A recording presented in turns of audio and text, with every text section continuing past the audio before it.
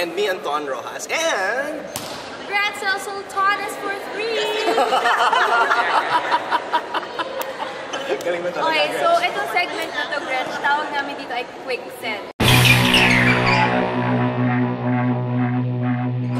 Sabi kami ng dalawang bagay, pili ka lang dun sa dalawa.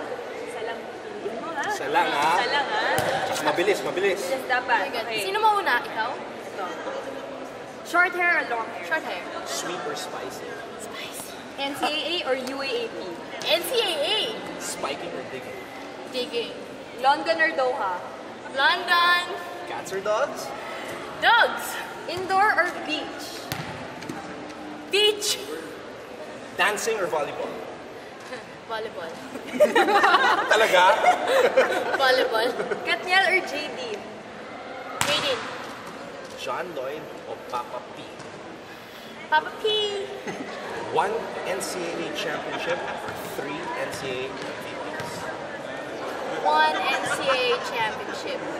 Tataga na ba naman yan sa bato? Yes, please. Kasi gutom na ako eh.